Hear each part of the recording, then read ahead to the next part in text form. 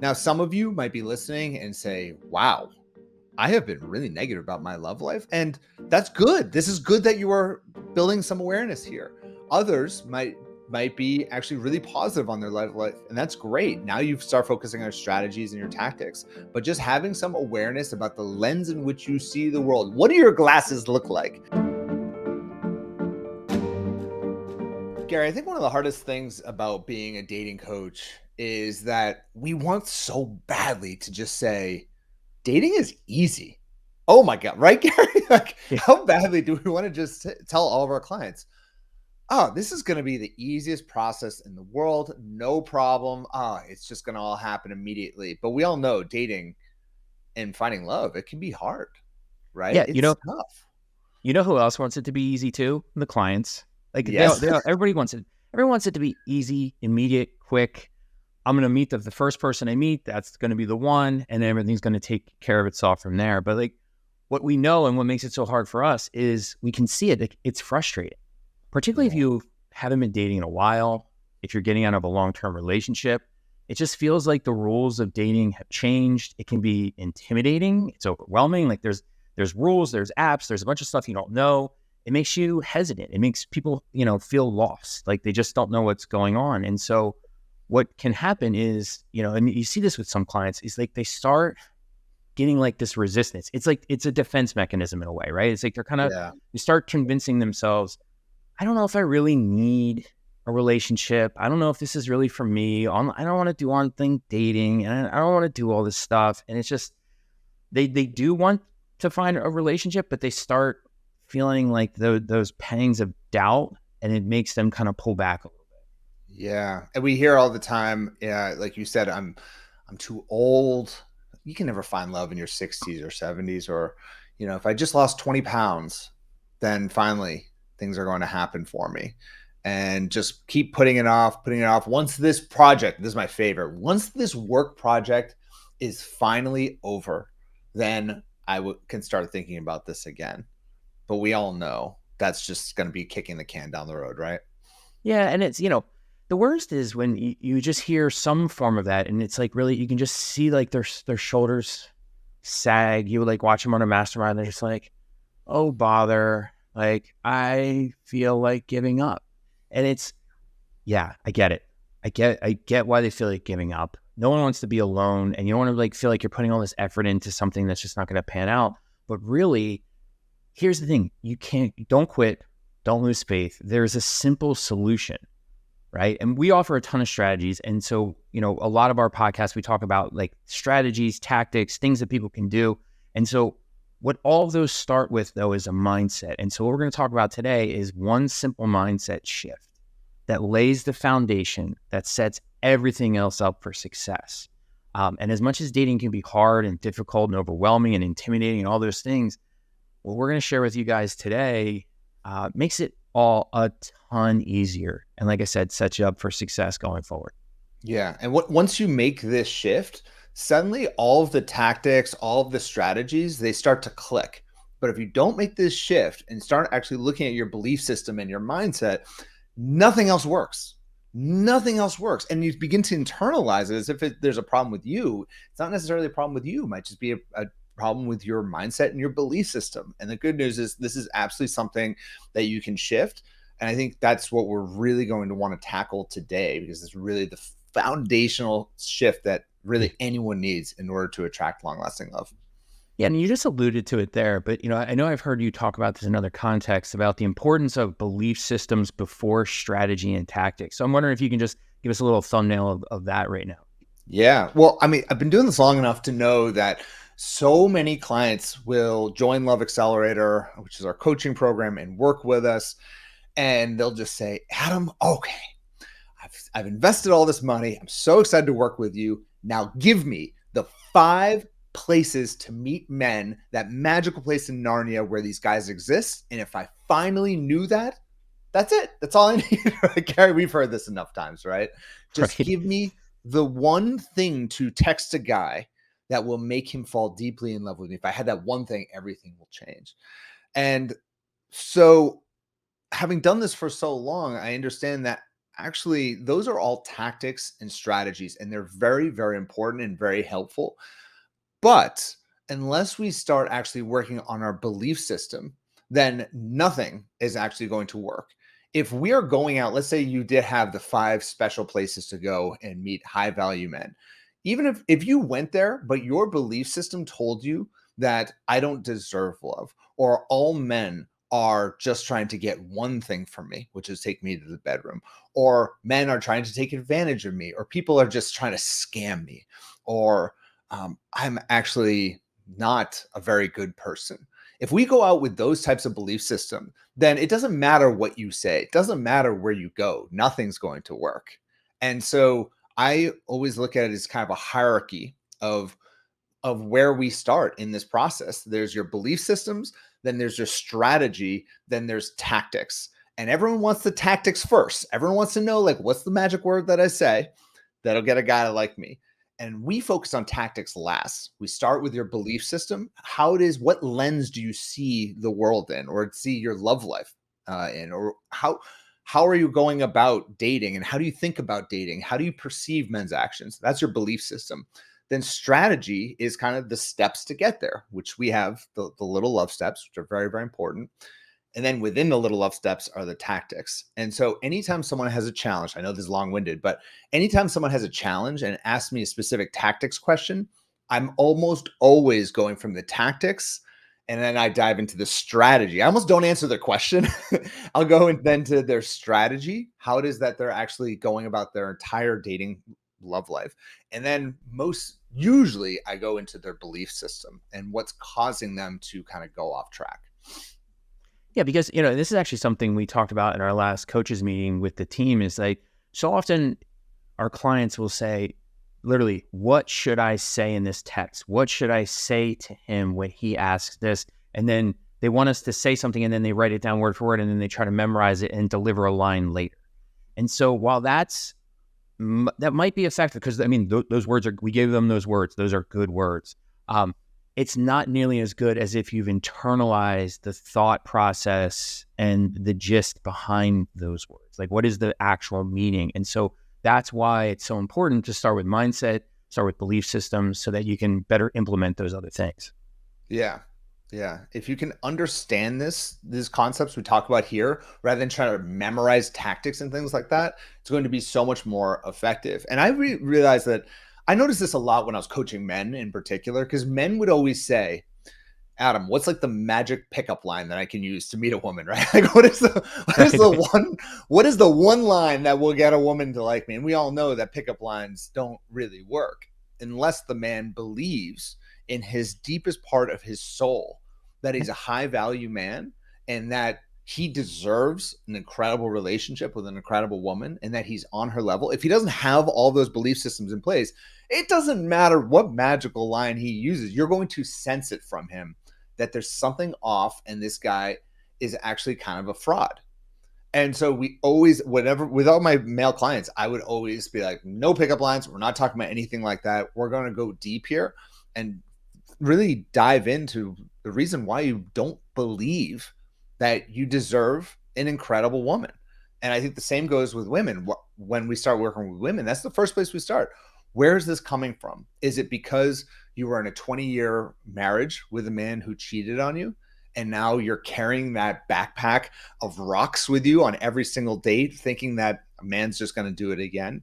Or maybe you did get scammed online dating and you believe that every guy is just a scammer, or you had someone lie to you recently, or you had a guy ghost on you recently. All of these things are going to have an impact on our belief system. And unless we can recognize that and what kind of baggage we're bringing to these dates, then nothing else is going to work.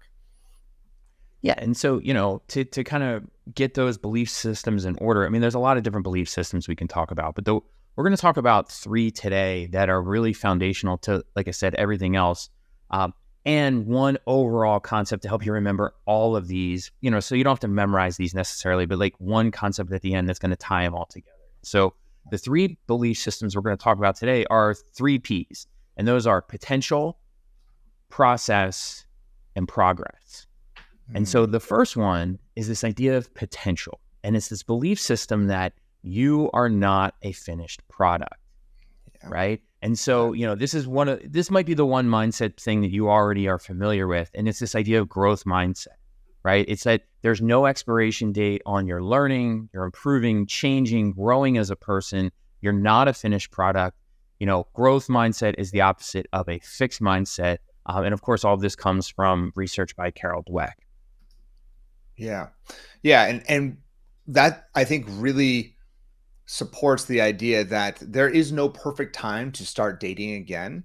And you just need to start the process. This is why we call it the little love steps. They're small but intentional steps forward to attracting love. And that you are not ever a finished product. There'll never be a time where you're like, finally, now is absolutely the perfect time for me to just attract love. It's just not going to happen. So now you have to just take that in and realize that you just need to get started now, and you need to constantly be learning, improving, evolving throughout this whole process. And that's the beautiful part of all of this.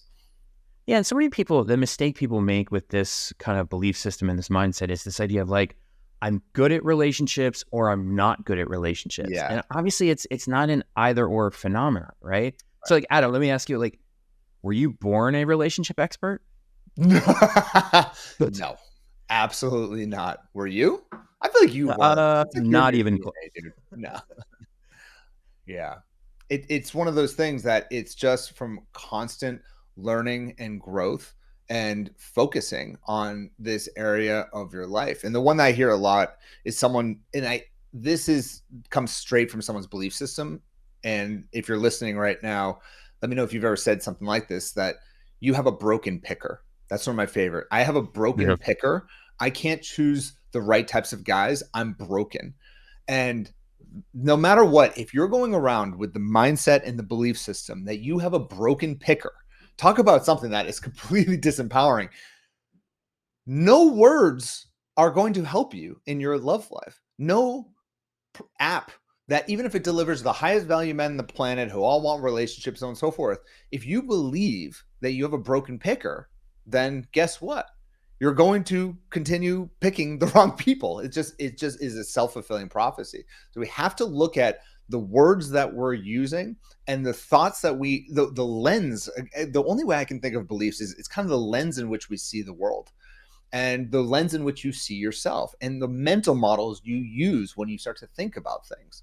And rather than I have a broken picker, you could say I'm open. I want to learn, and I don't want to jump ahead because I know we have a few other pieces, but I'm not a finished product. It's not like I have a broken picker for the rest of my life. It's just something I'm going to be working on moving forward. Yeah, you just have to always think about it in this sense of, you have untapped potential. There's potential in you that you just haven't reached yet. And so like we both said, like we weren't born relationship experts. And that's because, this is a nurture thing, not a nature thing. It's something you learn along the way. And part of learning along the way is kind of humbling yourself and realizing like, and this is something I had to do personally. Like there was a time in my life, I thought I knew what I was doing with relationships and it just wasn't working very well. And then it was like, you know what? I had a friend of mine that came to me and was like, you are doing this, this, and this wrong. And instead of being like, you're right, I was like, oh my God. Like there was a kernel of truth to that. And it just started, like that was kind of the start of like just kind of thinking about all this stuff. Like what assumptions am I making that I'm wrong about? Like what do I think works, doesn't? What can I learn about relationships?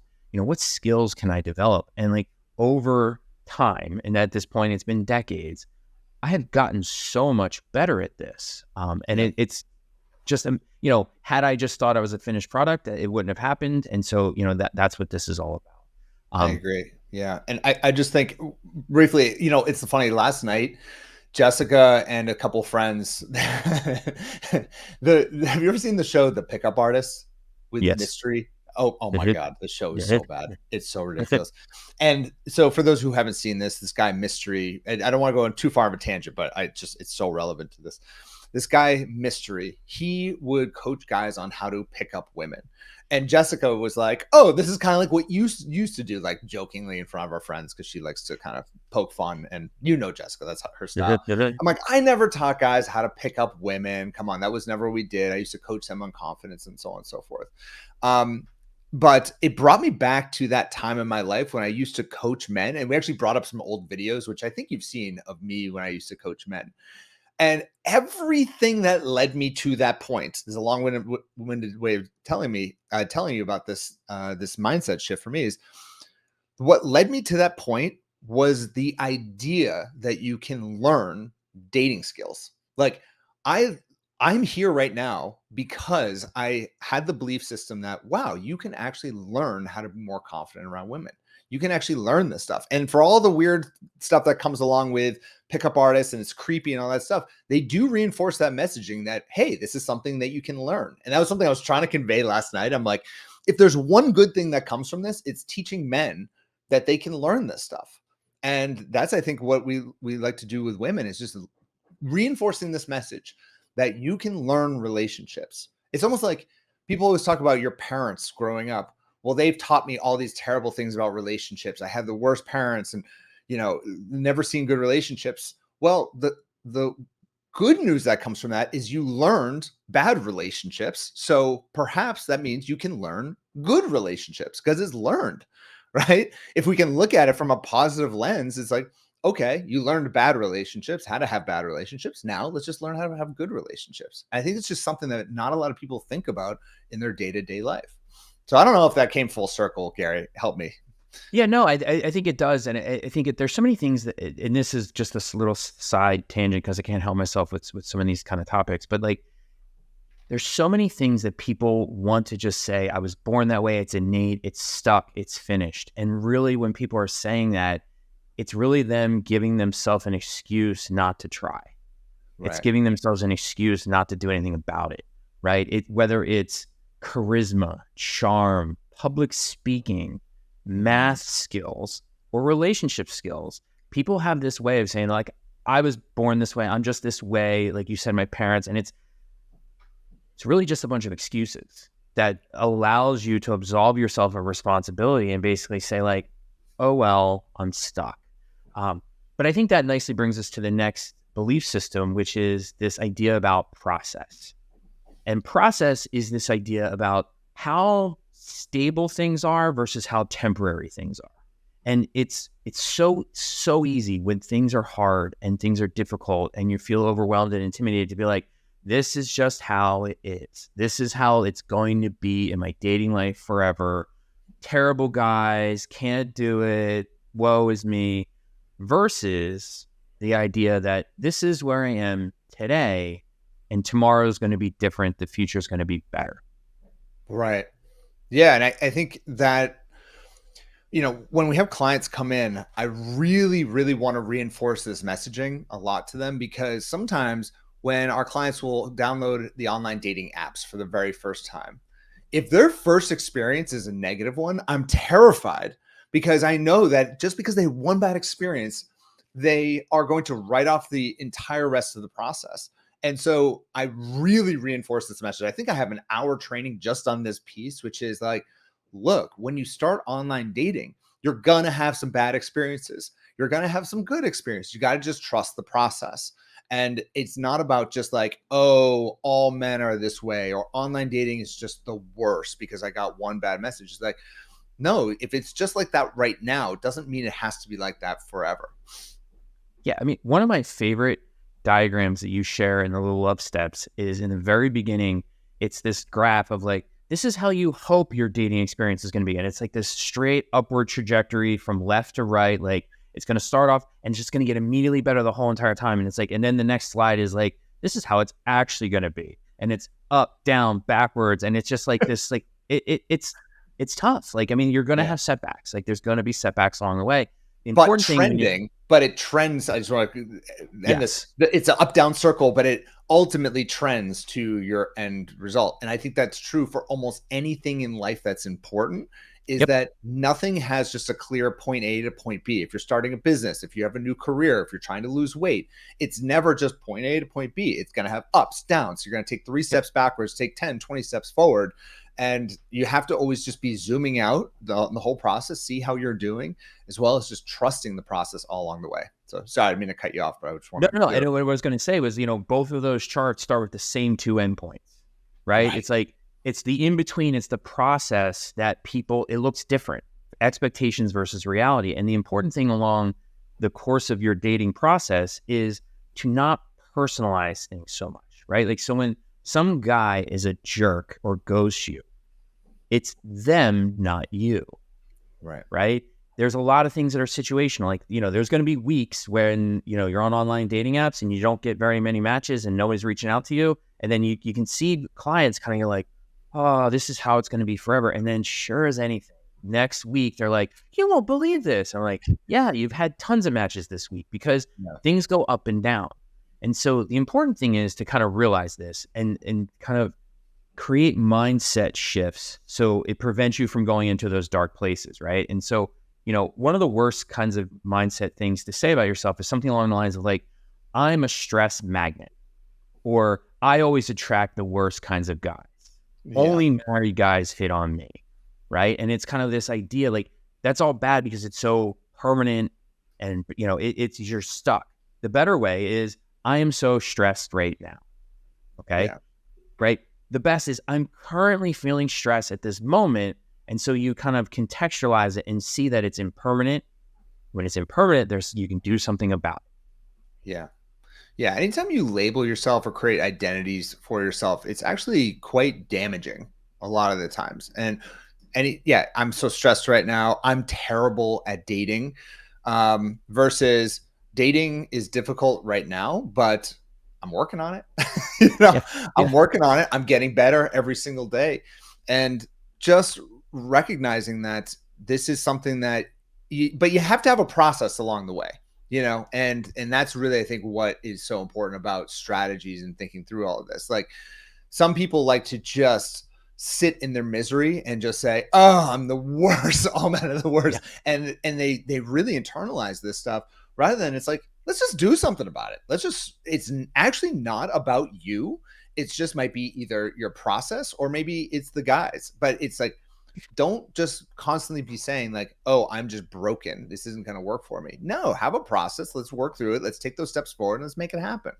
And that's the same thing with like online dating, like that example with online dating. If someone isn't getting a lot of messages, this actually just happened recently with a client. She created her online dating profile, and she, for the first time, I believe she's in her 60s, and she's a little down about it because she released it, and within a couple days, she wasn't getting um, that many matches on her profile. And then she came to a mastermind and was like, oh, I'm too old to be dating. There's just no way. Men aren't interested in me. And then we discovered that, and we went through it. I'm like, this doesn't make sense because we looked at your online dating profile. It's great. It's amazing. And by the end of it, we realized that the problem was a setting on her online dating app was off. And that's why she wasn't actually getting any matches. It was like this weird tweak on one of the apps. I forget which one of the coaches were working with her. And think about that. The whole time she's thinking there's something wrong with me. It's my age. Oh my God. Rather than just taking a look at the process and being like, look, what do we need to tweak? What do we need to change about this to actually just start getting more matches? Yeah. And so, it's, if you kind of dive into those beliefs and really start, believing some of the things that you're telling yourself, you're just never going to see the future better place, right? And so that brings us to the third P, which is progress, right? This idea, this belief that you'll get there. And so the clients that you see that do this really well constantly talk about dating as a journey. Like, Mhm. it's not something where like there's this one, if I find somebody, that's the only, they talk about it as like, I'm getting better at this. I'm learning things along the way. I'm starting to meet better and better guys along the way, right? And so they're seeing this as a process, as a journey, and along the way, they're noting their progress. And they'll say things like, I wouldn't believe if I told myself a month ago that this is where I was going to be at, that I'd be there. And like, they're noticing that progress along the way. And that's a really important mindset shift to bring into your dating experience. Yeah. I had a client the other day who was like, I can't believe I have this many options of guys. I'm actually really overwhelmed. She was actually like, she was coming from like a negative place. She was like, I have too many options. I don't know what to do. I'm following the little love steps and I'm trying to slow it down with these guys. It's crazy. Like, what do I do now? Yeah. And but like I told her again, this is part of the journey, and it's an exciting thing. Have fun with it. It's a champagne problem, but albeit still a problem. We'll work through it, but recognize the progress, because just a month earlier she had a different belief system, which is this ain't possible for me. And so it's just one of Right. those moments. I think that that's so important, is focusing on the fact that it's a journey for you. Life is just a journey. There is no destination in your love life, and there's no just like end point. It's not like you suddenly get married and then it's like, oh, I don't need to think about this stuff ever again. No, it's just an ongoing journey. And something actually that I think relates quite a bit to this is just like fitness and losing weight, because a lot of people will set health goals. They're like, okay, I just need to lose 10 pounds before this next event. And they might even lose the 10 pounds. But if they look at it as a destination rather than an ongoing journey, and you might call it a lifestyle, guess what? They're going to gain back those 10 pounds and probably even more right after that event. So just like in fitness and health, and really in anything important that's important in life, instead of thinking of anything like a journey, you got to think of it like a destination, an endpoint. It is just a journey. It's an ongoing process. It's something you're going to be having to think about for really the rest of your life. And that's a beautiful thing. And that's a good thing. And so I don't know if that resonates with you, Gary, but it's something I've really had to make a shift in my own life, because I'm a very like goal oriented destination type guy, and really thinking of it as just like enjoying the journey, enjoying the process every step of the way, regardless of where I am on the journey. Yeah, and, I'll often find myself saying to our clients, like, I get what I'm about to say sounds weird, but like, your goal isn't necessarily to just check the box of finding a partner. Because if you just wanted to find a partner, any partner, like that can be quick and simple. But Yeah. that's not actually the goal. The goal is to find the best possible person for you to have a long-term, fulfilling, committed relationship. And Yeah. so that's going to be a slower, more intentional process. And so part of this progress and noticing the progress is like, if you're in this mindset of like, I just need to find somebody, that's not going to happen quick, right? Particularly if you want the right kind of person. But if you notice the progress and the steps along the way, now you start feeling like you're advancing, like you're getting closer to your goal, and that's reinforcing and rewarding, and it kind of keeps you going. Yeah. And so with all these belief systems, the three P's of progress, process, and potential, we said there's going to be one kind of overall idea that's going to help bring it all together. And Throw it at that, me, Gary. Throw it at me. I want to hear it. so the ultimate mindset shift to incorporate is very, very simple, actually. And it's three letters. It's the power of yet. Y-E-T. Three little letters make all the difference, right? And so it's this idea of I haven't found the man of my dreams yet, right? And it's like it's a very big difference. Subtle, but it's a big. I haven't found the person I'm looking for. I haven't found the person I'm looking for yet. Oh, that's now optimistic. It's motivating. It kind of empowers you to take the next step. There's 1,000 examples. I'm not there yet. I'm not done yet. I'm not good at relationships yet, right? Yeah. I'm not a good communicator yet, right? You're not a finished product, right? You're going to make progress. There's a process that, you talk about strategies and tech. There's process and procedures and things we can teach that's going to help get you there. And so, but you have to believe in this idea of yet, because again, not a finished product. I'm not good at flirting yet. You can teach somebody to be a better flirter, right? Oh yeah, that's what we do. I love that stuff. I don't know where to meet men yet. I don't know what men really want in a relationship. Some people will make that statement. I don't know what men want. And there's two different ways to go. You could say, I don't know what men want, therefore I'm never going to find a good relationship. Or you could just say, I don't know what men really want yet. Right? Like it's just one's empowering, one is disempowering. And notice that these are all mental models that you can use. And if you can be aware of the language that you're using, both internally and externally, once you become more aware of that, suddenly you can change your language. And by changing your language and by changing your thought patterns, suddenly you become much more solution oriented rather than problem focused.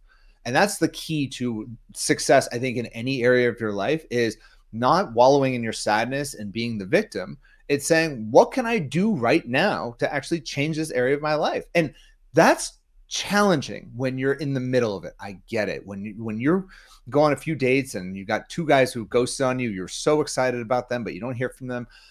Whew, that can be hard to say. "Huh, I just haven't found the right man yet." But that's where we actually need to be putting 90% of our energy. That's that language and that thought pattern, and really continuing to believe in love. And that's why I think coaches are so helpful. I think a healthy community is really helpful, or having just advisors. If you're not in Love Accelerator outside, with what we do, having a support system yourself with through friends and so on and so forth to kind of call you out on your BS when it comes, whenever you want to wallow in that sadness. And they just say, look, you got this. You got to believe it's possible. You can make it happen. And I do think the power of yet is, God, I love that mental model. I think that's so powerful. Yeah, it's like I was saying earlier. It's like so many of the things people like to think are static and stable, and just it's always going to be this way. Like I said, it's a little bit of an excuse. It's a way to take away responsibility to make a change. And if you actually leverage this power of yet, you can't do that.